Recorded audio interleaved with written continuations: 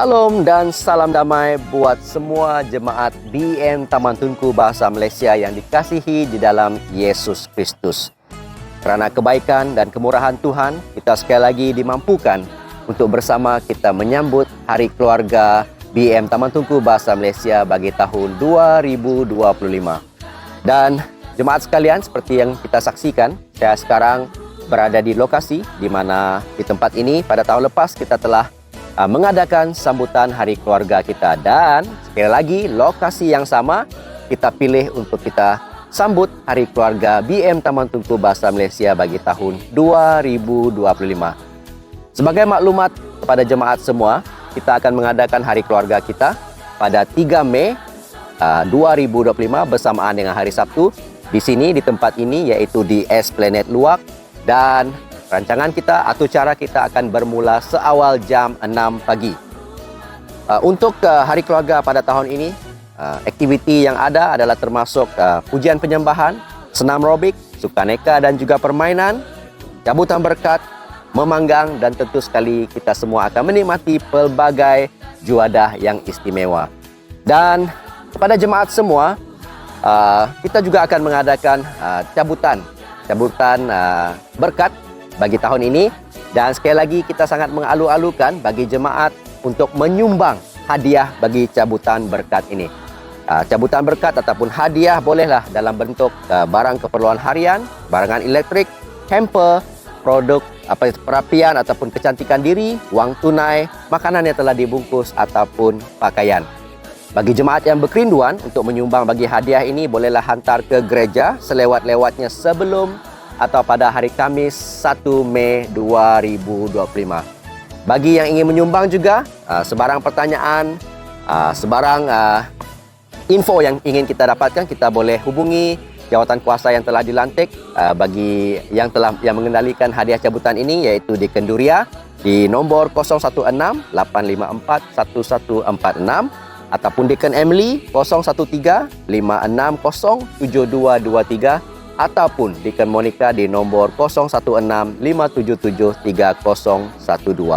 Seterusnya, untuk aktiviti memanggang kita, di sini ada beberapa keperluan yang kita alu-alukan jemaat untuk bawa pada hari keluarga kita nanti, iaitu yang pertama sekali ialah kayu api.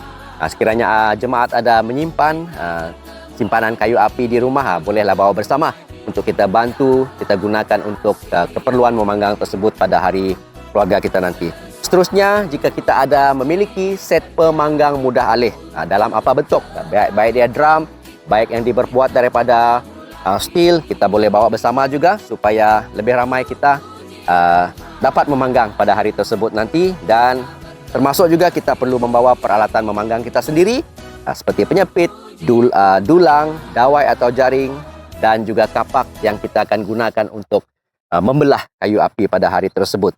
Dan seterusnya, keperluan lain yang perlu kita persiapkan ataupun kita bawa pada hari keluarga tersebut, untuk komsel kita ataupun keluarga kita, bolehlah bawa tikar, meja, dan juga kerusi untuk keselesaan kita.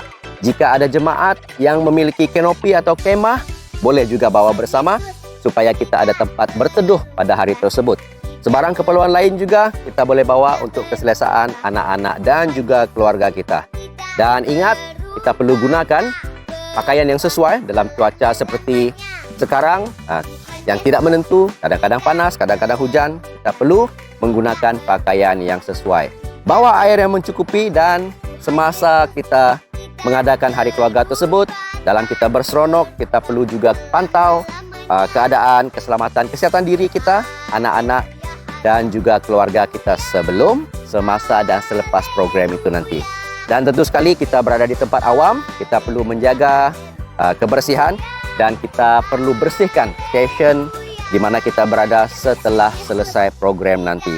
Dan tentu sekali kita perlu pastikan juga kita tiada barang yang tertinggal selepas program kita tamat. Kita nikmati dan berseronok di hari keluarga kita bersama saudara-saudari yang seiman. Dan seterusnya, jemaat sekalian, kita juga perlu berdoa untuk kesihatan yang baik, untuk cuaca yang baik, agar kita dapat hadir bersama-sama memeriahkan hari keluarga yang bakal kita adakan nanti. Jadi, tetapkan tebus janji kita. Di sini, di sebelah kiri saya, ada tempat untuk meletak kereta. Jadi kita perlu sampai tiba di tempat ini lebih awal, supaya kita mendapat tempat kereta dan ruang yang selesa bagi kita semua. Jumpa nanti pada hari Sabtu 3 Mei. Tuhan Yesus memberkati.